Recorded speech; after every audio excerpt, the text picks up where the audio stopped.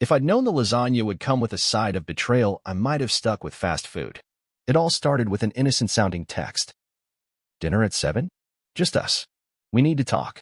Love, Claire. Now, Claire wasn't one for punctuation, so the love felt intentional. Calculated, even. After 12 years of marriage, you start noticing the subtle shifts, the way babe becomes hey, the way I'll be home late becomes don't wait up. This dinner invite? It felt like an epilogue in disguise. Still, I showed up. Shaved, combed my hair, wore the button-down shirt she once said brought out my eyes. The one she stopped complimenting 2 years ago. She'd set the table. Candles. Wine. Even dimmed the lights like we were in a Hallmark movie instead of a house with peeling grout and too many memories.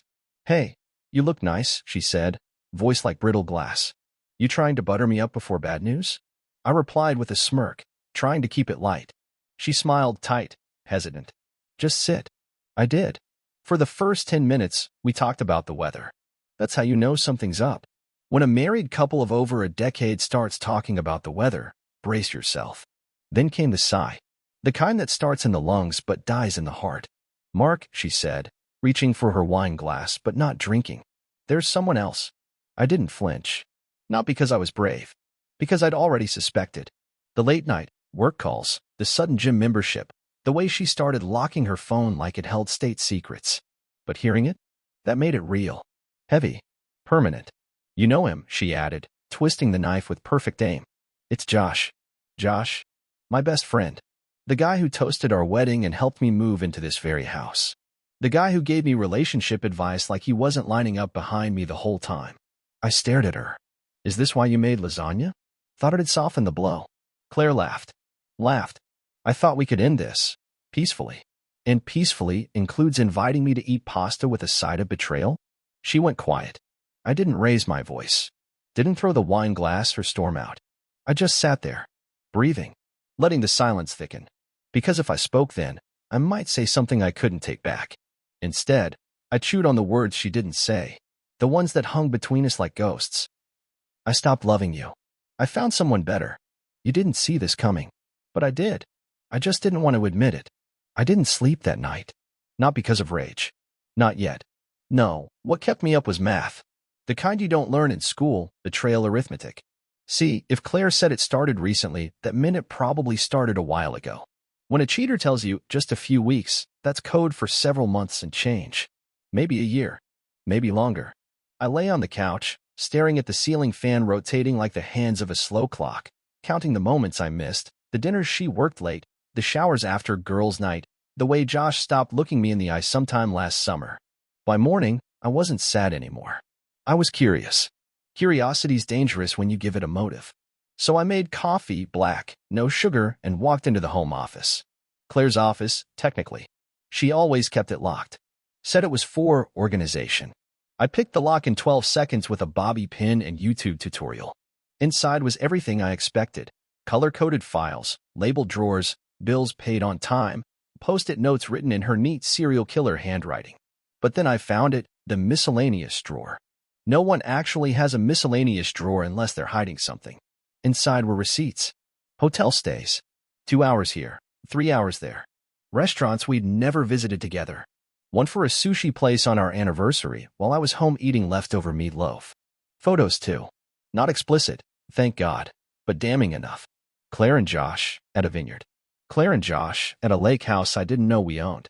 Claire and Josh smiling like betrayal was just another Sunday brunch. Then I found the letter, written in Josh's handwriting. Scribbled like he didn't want to think too hard, like his conscience only had a 5-minute window. I hate lying to him, but I love you. He'll survive. He always does. I set the letter down. Survive? That's what I was now, a guy known for surviving? Not fighting? Not retaliating? They were betting on me being too polite to push back. Big mistake. I didn't confront her. Not yet. That's what she expected. She probably figured I'd yell, cry, maybe beg a little. She'd get to feel guilty and noble at the same time. But I didn't give her that. I gave her breakfast. Coffee. I asked the next morning, sliding the mug across the table like we weren't living in a war zone. Claire blinked, suspicious. You're being calm. I figured we could start the healing process, I said, sipping mine. Be adults. End things with dignity. She smiled. That smug little smile. The same one she wore when she beat me at chess. That smile started this whole mess. If I could pinpoint the moment the betrayal began, it was the first time she smiled like that while texting someone behind my back. "We'll keep it civil," she said. "Maybe we don't even need lawyers." "Oh, we're getting lawyers," I said with a calm so cold it fogged the windows. She tilted her head. "Then why the performance?" "Because I want you relaxed," I said. "People make mistakes when they're relaxed." I finished my coffee and left. That afternoon, I hired the best divorce attorney in town, the kind with a marble desk and a reputation for making exes cry into their settlement checks. Then I called in a favor. My cousin Sam worked in IT for Claire's company. She once joked he was the guy who can find your secrets before you hide them. Claire never knew I kept in touch with him. "Need a trace," I told him. "Emails, messages, anything that smells like infidelity." "Is this about Claire and the yoga guy?" I paused. "You knew." "I didn't know it was Josh." "Dang, that's way worse." By nightfall, Sam had everything. Emails, timestamps, even the burner account Claire used to send steamy messages from her work computer like this was amateur hour. I read one of them out loud. "He still doesn't know. I almost slipped last night, but he's clueless. God, I love you." Clueless. That one stuck. I used to think my quietness made me weak. Turns out, it just gave liars room to talk. You'd be surprised how much control you gain the moment you stop reacting. Claire thought I was unraveling quietly. She mistook silence for surrender, but really, I was just buying time. She went on with her usual rhythm, yoga on Tuesdays, brunch with the girls on Sundays, and just enough fake smiles to convince herself I was slipping into polite acceptance. She didn't know I'd become a student of her routine. I knew when she left. I knew when she returned. I even knew the license plate of Josh's car, which, funny enough, was parked 2 streets over most nights. Not even on our block. He was cheating with stealth, but not intelligence.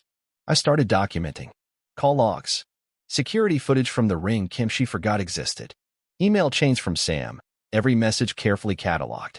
I wasn't just building a case. I was building a trap. A legal, emotional, psychological trap. I wanted her to feel every inch of betrayal I felt, but stretched slowly, like pulling a splinter from under the skin 1 millimeter at a time. The first crack came during dinner with her parents. They'd always liked me too much, maybe. I was dependable, stable. Claire's dad once called me the rock in a world full of sand. He said that after our second date. Claire laughed, but I remember she didn't argue. So when her parents invited us over for dinner, I said yes. Claire, predictably, rolled her eyes. "Really? You're up for the family performance?" "Oh, I'm in rare form these days," I said, smiling. "It'll be fun." We arrived with a bottle of wine and an emotional bomb strapped under my blazer. Dinner was roast beef and forced laughter. Claire's mom asked how we were doing, and Claire jumped in before I could open my mouth. "We're fine," she said. "Just busy with work." I gave a slow nod, swirling wine in my glass like a villain in a soap opera. "Well," I said, "Claire's been working very closely with Josh lately." Her mom blinked. "Josh? That's your friend, right?" Claire coughed. "Ex-friend," I corrected. Turns out they're extremely compatible in ways I was unaware of. Claire glared at me, her eyes saying, "What are you doing?" Her dad leaned forward. "You mean?" "I mean, Claire's been treating her wedding vows like a scratch-off ticket," I said. "No jackpot yet, but she's been trying." The room went dead silent. Claire stood, knocking her chair back. "Mark, enough." I agreed, I said, calmly placing my napkin down to dinner. "I didn't agree to keep lying for your sake." Her parents stared at her. Her mother's fork dangled midair like it had lost signal. I stood. "We'll be getting divorced soon. But I thought you both deserved the truth before you got it through whispers." We left without dessert. The second crack came the following week. Claire came home early, probably trying to sniff out what I was up to. I was in the garage, fixing the shelf she always hated. She poked her head in, arms crossed like she was preparing for a debate. "You embarrassed me in front of my parents," she said. "They deserved honesty," I replied. "Something you forgot to pack for your little love triangle." She stepped closer. "What's your endgame here, Mark?" That's when I turned to her, slowly, like a guy who just figured out what flavor poison he was drinking, and smiled. "My endgame? Oh, Claire. I haven't even started." She backed up slightly. That night, I sent Josh a message. No threats. No drama. Just a screenshot of a legal notice, an affidavit confirming Claire's adultery, signed and sealed, courtesy of my attorney. The subject line said, Hope she's worth it. He never replied. But he didn't have to. 3 days later, Claire came home with puffy eyes. No Josh. No smug grin. What happened to your vineyard prince? I asked. She didn't answer. I kept the pressure low steady. Canceled her gym membership. Disconnected her access to our joint bank account. Moved half the furniture into storage. Let her feel the gaps. Let her realize the life she built on lies had termites. The house got quieter. Colder. She stopped talking to me altogether, which was fine. I didn't need conversation. I needed her to sit in the mess she made. To see it. To smell it. To taste every rotten decision in the air around her. Then, one morning, she broke. I made a mistake, she said, standing in the doorway in a hoodie that used to be mine. I got caught up in something stupid. I didn't want to lose you. I looked at her like a stranger on the street. No hate. Just distance. You didn't lose me, I said. You threw me away. She sat down on the floor, right there in the hallway, and started crying. But I didn't move. I let her cry. Because forgiveness isn't a right. It's an option. And I wasn't ready to offer it. Not yet. The thing about betrayal is it rewires you. It strips you down and replaces soft parts with steel. And steel doesn't flinch. It doesn't forgive. It remembers. The morning after Claire cried in the hallway, I made waffles. Not for her. For me. She sat at the table in that same hoodie like it offered protection. Like cotton could shield her from consequences. You're not saying much, she murmured. I poured syrup. You said everything already, I replied. We sat in silence, but it wasn't the awkward kind. It was strategic. Calculated. Because I wanted her wondering, what comes next? She didn't know I'd already set the wheels in motion. Earlier that week, I met with my lawyer, Raymond, in his glass office overlooking downtown. He wore cufflinks that probably cost more than my car, but he listened the way a surgeon does right before cutting. She cheated. I've got proof. Emails, receipts, photos. I want everything I'm legally entitled to, and I want it clean.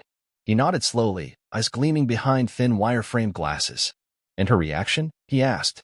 She thinks she can gild her way back to neutral. Raymond chuckled. She's going to learn something very important about leverage. That was the plan. Hit her where she didn't expect, in court, on paper, and under oath. By the time the first summons reached her inbox, she'd just begun rebuilding a narrative in her mind that maybe, somehow, we'd reconcile. That she could cry her way back to normal. But nothing ruins a pity party like paperwork. She found me in the garage again, holding a wrench like I was tuning a machine, because in a way, I was fine-tuning the rest of her life without me. What is this? She asked, waving the document like it might catch fire. That's the future, I said without looking up. You might want to read it. Her face fell as her eyes scanned the terms. Infidelity cited. Joint assets frozen. No alimony. No claim on my business. Limited visitation rights to my dog. Yes, I filed for sole ownership. You're punishing me, she whispered. No, Claire. I'm protecting myself. That's what people do when they survive a fire. She opened her mouth but said nothing. Because for once, the truth weighed more than her excuses. That night, Josh called. His name flashed on her phone. She didn't know I could see the screen from the hallway mirror. She let it ring. Twice. Then swiped it away. I waited until she left the room. Picked up the phone. Scrolled. Saw a dozen missed calls. A string of unsent messages she'd typed out but never delivered. I screwed up. Mark's done with me. I don't know what to do anymore. She was flailing. That's when I realized. She hadn't lost me. She lost the version of me that let things slide. The soft version. The guy who brought her soup when she sneezed and flowers when she faked sadness. That guy was gone. In his place was someone else. Someone. Focused. I started packing not in a rush, but in stages. One drawer. One suitcase. I left the things that didn't matter. Old shirts. Books we'd read together. The record player she never used. What I took was precision. The night before I moved out, she tried one last time. Mark, we could do therapy, she said quietly. Just talk to someone. I nodded. Sure, I said. Her eyes lit up for a moment, like a drowning person catching sight of a lifeboat. I'll get the number tomorrow. I smiled. Don't bother. The moving truck comes at 9. She didn't speak again. Just stared at me like she was trying to memorize my face. When I left the next morning, she stood in the doorway, arms crossed tight, like she could hold herself together if she squeezed hard enough. I paused at the bottom of the steps. I want you to know something, I said. She didn't reply. You didn't just break a marriage. You broke a man who believed in you. Still nothing. But I'll be fine, I added. Because I'm not the one who has to live with you. Then I walked away. No glance back. No second thoughts. Because this story isn't about revenge. It's about clarity. And Claire? She gave me plenty of it. The silence in Claire's house after I left wasn't just quiet. It was hollow. The kind that echoes. The kind you can hear your own regret in. I know because a week later, she called me. Twice. I didn't answer. I didn't even need to hear her voice to know what she'd say. I imagined it, though. Something apologetic, half-sincere, with a drizzle of nostalgia for seasoning. Maybe she'd ask if I remembered the beach trip to Cape May, the night we slow danced in the kitchen. She'd try to weaponize memories. But the thing about pedestals is, once you knock someone off one, they never quite climb back up the same way. I heard from mutual friends that Claire tried to spin the story. Told people we'd grown apart. That we drifted. Like we were a canoe, not a marriage. She left out the part about Josh. She left out the receipts, the hotel rooms, and the fact that she chose lies over decency. It didn't matter. The truth has a funny way of leaking. Especially when Josh started talking. Turns out, Romeo wasn't built for post-affair life. See, fantasy works great when you're sneaking around, stealing kisses in shadows. But drag it into the daylight, and it turns out most cheaters don't like the full view. 3 weeks after I moved out, I got an email from someone named A. Laramie. The subject line, "You don't know me, but I know Josh." The message was short, blunt. "Hi, Mark. My name's Allison. I was Josh's girlfriend. Until last month. You and I should have compared calendars a long time ago. Just wanted to say, you're not the only one he lied to." There was a photo attached. Josh and Allison, arm in arm, dated 3 months before the day Claire told me about their affair. He wasn't just a snake. He was a snake juggling 2 gardens. Turns out, Claire was the other woman, too. Oh, the symmetry. I didn't reply. What was there to say? She knew. I knew. Claire? Probably still in denial.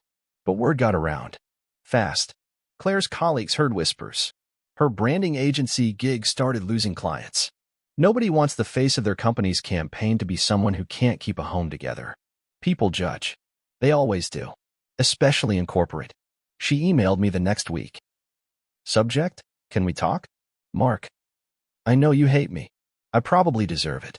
But everything's falling apart. Josh lied. Everyone knows. I don't even recognize myself anymore. Please. Just lunch? 1 hour. You don't even have to say anything. Just let me see you. I didn't reply. But I didn't delete it either. Part of me wanted to go. To sit across from her, watch her fumble with her words, ask me to pretend like I didn't watch a decade burn down in slow motion. I wanted to see if she still wore the necklace I got her on our 5th anniversary, the one she swore she'd never take off. Spoiler, she took it off. Instead of replying, I called Sam again. Told him to finish compiling the final report. Every detail. Every timestamp. Every lie she typed into pixels. I wanted it bound. Hard copy. Not to humiliate her, but to remind her. A week later, it arrived at her door. She sent one more email after that. Subject, got your package. I cried. A lot. I don't expect you to respond. I just want you to know. I read every page. I deserved it. You were always the better person. That's what hurts the most. I stared at the screen for a while. Not out of sympathy, but because of the line that stuck with me. You were always the better person. Not better looking. Not richer. Not more charming. Better. It was the one compliment that didn't feel like sugarcoating. And she was right. Meanwhile, Josh's golden boy image was crumbling. His buddies stopped returning his calls. A few even reached out to me, saying they were sorry, man, we didn't know. I didn't blame them. People like Josh don't show you the betrayal, they only hand you the brochure. Last I heard, Josh moved 2 towns over. Got a job in sales again. Word is, he goes to bars alone now. Tells stories about how he almost settled down once. The kind of guy who talks about stability like it was a missed lottery number. Claire? She stayed in the house for a while. Tried to fill the rooms with scented candles and guilt-ridden apologies. But you can't redecorate around guilt. Eventually, she put it on the market. I got the notice from my attorney. She was trying to sell it quickly. Probably couldn't sleep in the same bedroom where Trust used to live. And me? I moved into a place across town. Small but clean. I bought a new couch. Got a dog. Picked up photography, of all things. Turns out, I've got an eye for framing the world the way it should be. Still quiet. Still calm. but not broken. I didn't expect healing to feel so mundane. There was no dramatic sunrise, no epiphany in the mirror, just a series of small, boring victories that didn't make for good stories, but man, did they matter. Like waking up and realizing I didn't think about her first thing, or ordering takeout and not instinctively getting her favorite, or walking by the old furniture aisle in the department store and not flinching when I saw our couch. One morning, I bought a new mug. Simple, matte black. It cost $7 and somehow felt like a declaration of independence. I sipped black coffee from it like it was a trophy. That was the real aftermath. People think the hard part is the breaking. It's not. It's the silence that follows. The quiet dinners. The echo of one fork on a plate. The lonely clink of a glass when there's no one across the table to toast. But silence teaches you things, too. It tells you who you really are when no one's watching. And for the first time in a long time, I liked the guy I saw. I was taking pictures now, landscapes mostly. Started as a distraction, turned into an obsession. There was something poetic about freezing a moment forever after living through one that melted everything. That's how I met Ava. She ran the local art supply store. Not the chain kind, the type with creaky wooden floors and a register that still made a satisfying catching. The kind of place where they know your name after one visit. I stopped in looking for a lens cleaner. She noticed the camera slung over my shoulder. Canon or Nikon? I looked up. She was leaning on the counter, arms crossed, eyes sharp. The kind of eyes that didn't just look at you, they appraised you. Like she was collecting data. Canon, I said. But don't hold that against me. A smile tugged at the corner of her mouth. Good. Nikon people always talk like they know a secret we don't. I chuckled. First time I'd laughed without forcing it in months. She handed me a bottle of lens solution and slid a notepad across the counter. We do photo walks on Saturdays. Locals only. Interested. I hesitated. New people. New routine. New unknowns. But that was the point, wasn't it? Yeah, I said. I could use some better light in my life. Saturday came, and I showed up, camera in hand, expectations low. The group was small, a retired teacher, a young couple shooting on film, and Ava, who, it turned out, was a gifted photographer with an eye for texture and a low tolerance for cliches. No flower macros, she warned. Unless they're dying. Dead petals make better photos. There was something comforting about walking through the world with a camera in hand and no one asking why you were so quiet. Everyone was hunting their own shot, processing their own life through a lens. Afterward, we got coffee. She asked what I used to do before photography. Married, I said. Professionally, I was in logistics. Personally, I was in denial. She smiled, sympathy without pity. Let me guess. You stayed longer than you should have? Long enough to mistake silence for peace. She nodded. Been there. We didn't dive into backstories right away. We talked about angles, composition, our favorite black and white photographers. But over time, the conversations grew legs. I told her about Claire, about Josh, about the house, the divorce, the moment I realized betrayal doesn't have to be loud. It can be quiet, elegant, wrapped in smiles and empty eye contact. She didn't interrupt, just listened, occasionally sipped her tea, asked one question. And now, I said, I'm trying to rebuild without using any of the old blueprints. Ava smirked. Smart man. Foundations built on lies have a tendency to crack. We kept meeting. Not on purpose at first, then very much on purpose. One night, she showed me her studio. Bare walls. Scattered canvases. Photos tacked up in random places like constellations that only made sense to her. You ever show your work? I asked. She shrugged. Sometimes. But mostly it's for me. Taking a picture is the only time I feel in control. I understood that more than I cared to admit. That night, as I drove home, I realized something strange. I hadn't thought about Claire all day. Not once. Not until right then. And even then, it wasn't with pain. It was just memory. Like an old scar that didn't sting anymore. Just marked me. Ava had her ghosts, too. I learned that on a rainy Tuesday when her ex showed up at the photo walk, uninvited, smug, trying to act casual. The group scattered like birds sensing a storm. Ava stood her ground. Back off, Ben, she said, voice low but sharp. He smirked. Just wanted to see the hobby that replaced me. I moved beside her, didn't touch her, didn't speak. Just stood there. Ben clocked me with a glance. New boyfriend, huh? Hope he's not as boring as he looks. My fist itched, but I'd learned control. So instead, I looked him dead in the eyes and said, You're embarrassing yourself. And you're late. She replaced you the day you left. Ben flinched. Ava exhaled. He left. Later that night, she thanked me with 3 words that felt heavier than love. I trust you. And I realized this wasn't just about moving on. This was about rebuilding without resentment, loving without conditions. But trust? That was still new skin for both of us. Claire mailed me a letter. A real one. Envelope. Handwritten. No return address. Inside was a single page. No apologies. Just an admission. I lied to you because I thought I could manage the consequences. I didn't know you'd walk away so easily. That's what haunts me. Not the mistake, but how quietly you handled it. She closed with, you didn't raise your voice. You didn't beg. You didn't hit. You just left.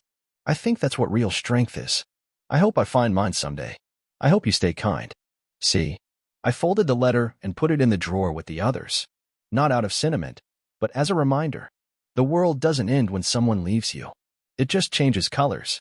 2 years later, the camera's in my hand, Ava's by my side, and we're standing in front of the gallery we opened together. Her name on the sign, mine behind the lens. We're hosting our first exhibition. Not just landscapes, portraits too. Stories told through light and shadow. One corner of the gallery holds a photo titled The Empty Chair. It's the first picture I took after moving out. My chair. Our old kitchen. Lit by a single ray of sun. People stop at that photo more than any other. Maybe because it says what words can't. A man approaches me at the show, someone I don't recognize. Middle-aged, tired eyes. You the artist? He asks. One of them, I say. He points to the chair photo. That one. It hurts. I nod. It's supposed to. He looks at me. You ever get revenge? I think about it. About the long walks. The quiet mornings. The woman beside me now who sees me. Really sees me. No, I say. I got better. He walks away, and I return to Ava's side. She squeezes my hand. Ready to go home? She asks. Yeah, I say. Let's go. No dramatic ending. No violent revenge. Just 2 people walking away from what broke them, towards something they built themselves. And that, my friend, is how you win. Quietly. Completely. And without looking back.